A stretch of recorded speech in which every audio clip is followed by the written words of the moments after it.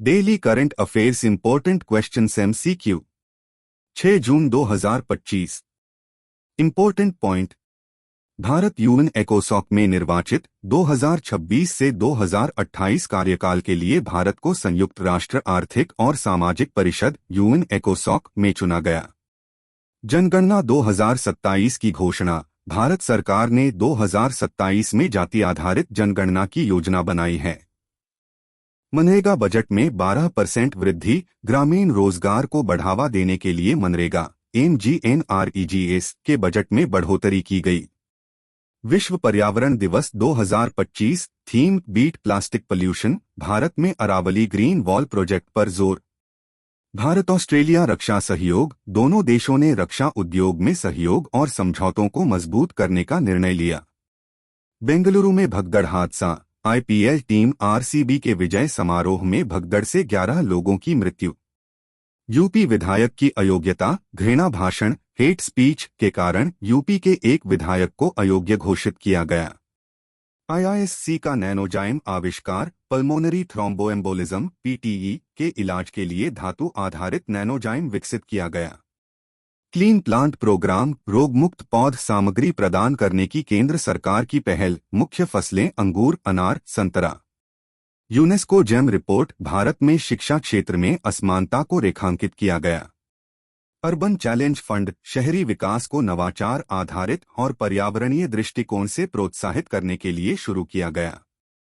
प्रश्न 1। भारत को हाल ही में 2026 से 2028 की अवधि के लिए किस अंतर्राष्ट्रीय निकाय में चुना गया है? A. UNGA, B. WHO, C. UN एकोसॉक, D. IMF। उत्तर C. यूएन एकोसॉक। भारत को संयुक्त राष्ट्र आर्थिक और सामाजिक परिषद यूएन एकोसॉक का सदस्य चुना गया है, जो वैश्विक विकास में इसकी भूमिका को दर्शाता है। प्रश्न 2। अगली भारतीय जनगणना कब आयोजित की जाएगी? A. 2025, B. 2026, C. 2027, D. 2028। Uttar C. 2027। केंद्र सरकार ने घोषणा की है कि अगली जनगणना 2027 में होगी, जिसमें जाति आधारित आंकड़े भी शामिल होंगे। प्रश्न 3। सरकार ने मनरेगा बजट में कितनी प्रतिशत वृद्धि का प्रस्ताव दिया है? A. 8%, B. 10%, C. 12%, D. 15%। Uttar C. 12%। ग्रामीण रोजगार को बढ़ावा देने के लिए मनरेगा के बजट में 12% की वृद्धि प्रस्तावित की गई है। प्रश्न 4। विश्व पर्यावरण दिवस 2025 की थीम क्या है?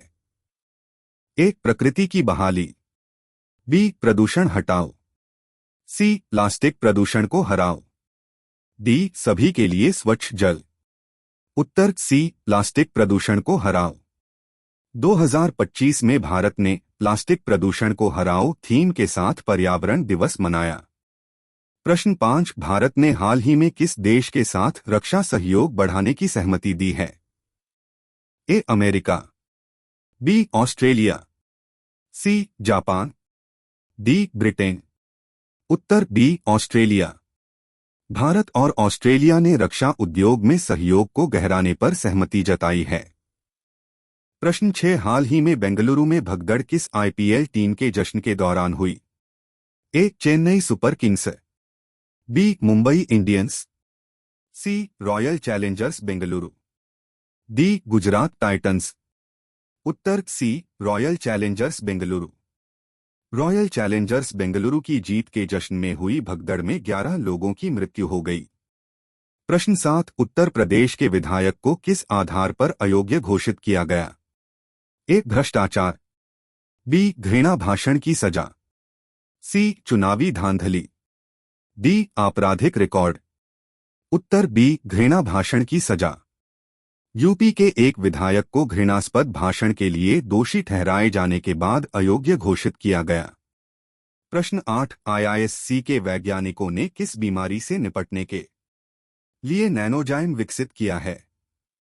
A. Cancer, B. मधुमेह, C. Pulmonary thromboembolism, D. क्षय रोग। उत्तर C. Pulmonary thromboembolism. IISc Bengaluru के शोधकर्ताओं ने एक धातु आधारित नैनोजाइम विकसित किया है जो रक्त के थक्के जमने की समस्या को नियंत्रित करता है। प्रश्न 9 क्लीन प्लांट कार्यक्रम का उद्देश्य है।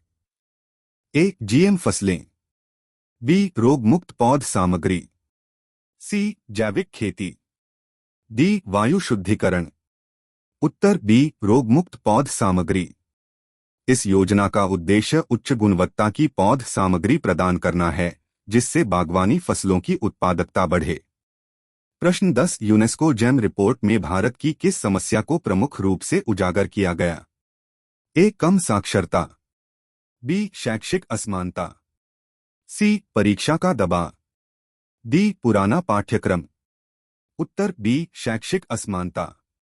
रिपोर्ट में भारत में शिक्षा के क्षेत्र में सामाजिक और आर्थिक असमानताओं को उजागर किया गया है। प्रश्न 11 अर्बन चैलेंज फंड किस क्षेत्र के लिए शुरू किया गया है।